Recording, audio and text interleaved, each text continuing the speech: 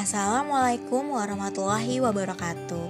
Halo semuanya, kami dari kelompok 9 yang beranggotakan Danang Muhammad Fajrin, Denisa Ramadanti, dan Rizal Fadila. Pada kesempatan kali ini, kami akan mempresentasikan materi mengenai pemberian nasihat dan pemberian contoh pribadi. Yuk, mari kita simak. Yang pertama, pengertian pemberian nasihat. Menurut Munro dan kawan-kawan, tahun 1983, nasihat hanya diberikan bila diminta dan bila melalui usaha mendengarkan yang baik, sehingga konselor benar-benar telah memahami keadaan klien. Memberikan nasihat merupakan memberi masukan atau arahan pada konseli, yang dimana nasihat dari konselor akan diusahakan seminimal mungkin apabila memungkinkan dapat menghindari nasihat, terutama untuk sebuah konseli yang masih tergolong remaja.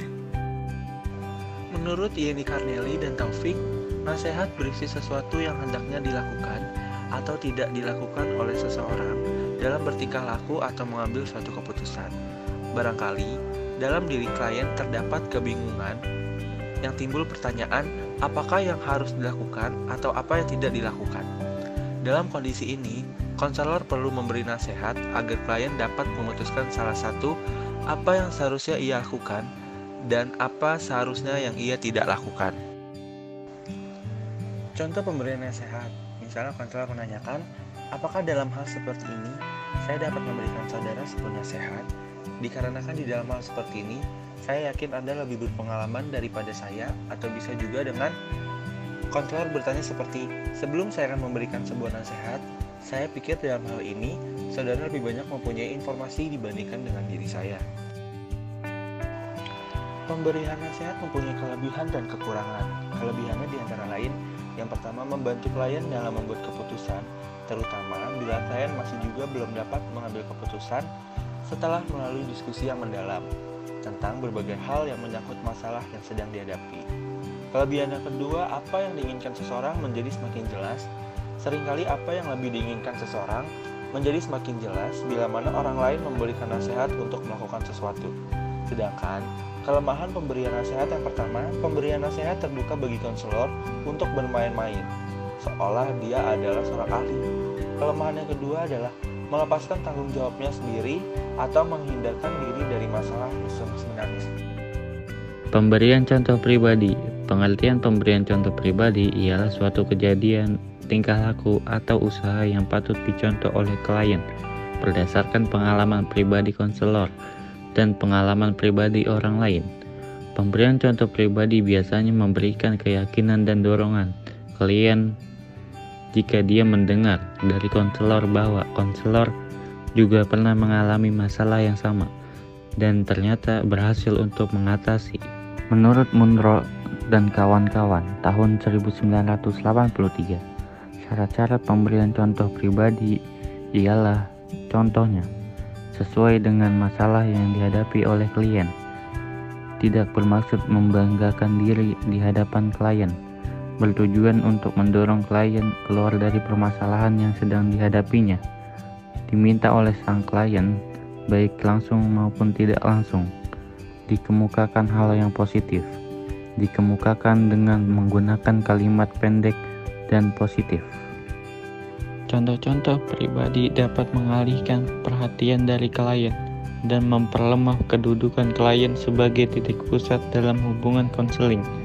Dalam contoh di bawah ini, konselor menggunakan contoh pribadi secara singkat dan baik, dan kemudian secara mengalihkan pembicaraan kembali kepada klien menurut Munro dan kawan-kawan tahun 1983. Contohnya, klien. Saya tidak berani menghadapi presentasi kelompok. Saya menjadi gugup dan lupa apa yang akan saya katakan. Konselor. Ya, saya juga dapat memahami perasaan itu. Saya juga pernah takut untuk menghadapi presentasi kelompok. Dan hampir saja hal tersebut membuat diri saya gagal menjadi seorang guru. Tetapi, saya yakin bahwa apabila kita mau mencoba menghadapi masalah tersebut, maka kamu nantinya akan dapat berhasil untuk mengatasi rasa takut tersebut. Nah, pemberian materi sudah selesai. Sekarang Yuk kita lanjut untuk menonton videonya. Disimak ya. Assalamualaikum, permisi Pak. Iya, waalaikumsalam. Silakan masuk. Baik, Silakan duduk. terima kasih Pak. Oke, baik. Perkenalkan, nama saya Denang Muhammad Fajri, selaku konselor di sini. Kalau boleh tahu nama mbaknya, mbak siapa? Nama saya Mbak Sarah Milagio, boleh dipanggil Mbak Sarah aja Pak. Oke, gimana kabarnya hari ini? Alhamdulillah baik. Oke, sebelum itu saya menanyakan, apakah mbaknya sudah pernah melakukan konseling perorangan? Jujur saya belum pernah mengalami konseling perorangan sih Pak, ini baru pertama kali saya melakukannya. Oke, sebelumnya saya akan menjelaskan dulu apa itu konseling perorangan. Jadi yang dimaksud dengan konseling perorangan di sini ialah proses konseling yang bisa dilakukan oleh konselor untuk klien yang bertujuan untuk menuntaskan suatu masalah dari si klien tersebut. Jadi kalau boleh tahu apa permasalahan dari Mbak Sarah? Sebenarnya saya mau cerita, tapi saya takut nanti cerita saya disebarluaskan ke orang lain. Oke, Mbak tidak perlu takut karena saya akan menjamin semua kerahasiaan dari apa yang Mbak ceritakan. Karena saya sudah terikat dengan kode etik konselor yang dimana tertulis bahwa konselor tidak boleh menyebarluaskan rahasia apapun yang klien sampaikan. Begitu ya. Yaudah deh, kalau gitu saya mau cerita. Oke, kalau begitu, izinkan saya terlebih dahulu untuk mengucapkan janji seorang konselor, saya, Denang Muhammad Fajri sebagai konselor bersedia menerima, menyimpan, dan merahasiakan semua data serta keterangan dari klien, yaitu datanya tidak boleh diketahui oleh siapapun. Gitu. Kalau boleh diceritakan permasalahan apa yang sedang Mbak alami? Sebenarnya ini masalahnya dengan diri saya sendiri sih Pak. Jadi tuh saya kan udah semester 3 nih Pak, tapi saya belum bisa bergaul dengan orang-orang lain gitu loh Pak. Jadi saya tuh takut buat mulai berteman dengan orang lain.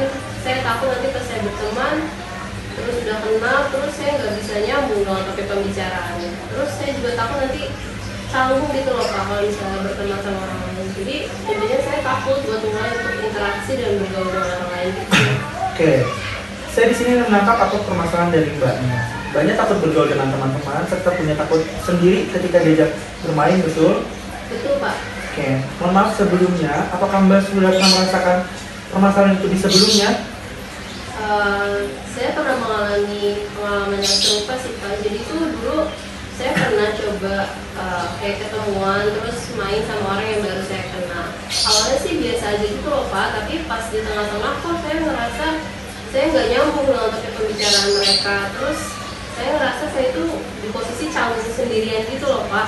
Kayak mereka tuh bisa nyambung kok saya nggak bisa. Nah pas saya pulang saya mikir apa mungkin ada perkataan yang saya salah ucapkan atau mungkin ada perbuatan yang menyinggung perasaan mereka, jadi saya ngerasa canggung sendiri. Nah dari situ saya ngerasa saya kayaknya nggak bisa buat bergaul sama orang baru atau memulai pertemanan lagi gitu loh Pak. Oke, baik, saya mengerti apa yang sedang Mbak Sarah rasakan.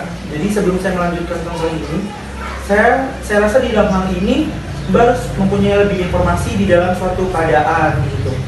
Dan saya yakin juga apabila kita memiliki rasa dan keinginan untuk memperbaiki situasi tersebut, maka nantinya akan berhasil ketika mengatasi rasa ketakutan tersebut, seperti itu. Begitu ya Pak. Mungkin saya harus mulai coba nyari solusi dari permasalahan saya sendiri kali ya Pak. Jadi mulai dari menghilangkan rasa takut saya dan rasa cemas saya kali ya Pak. Jadi saya berhenti untuk mencoba mencemaskan hal-hal yang seharusnya tidak perlu dicemaskan gitu kali ya Pak. Ya, seperti itu. Baik, karena rasa saya Mbak Sarah sudah paham dengan apa dari masalahnya, mungkin kita bisa akhiri dari konseling hari ini. Apakah ada lagi yang mungkin Mbak Sarah ingin sampaikan atau tanyakan? Cukup sih Pak, kayaknya sudah seperti itu aja. Oke, baik, seperti itu. Terima kasih Mbak Sarah sudah mempercayai saya sebagai seorang konselor. Baik, terima kasih Pak. Saya izin pamit ya Pak. Oke, Mbak. Terima kasih Pak. Selamat sore. Sore. Assalamualaikum. Waalaikumsalam.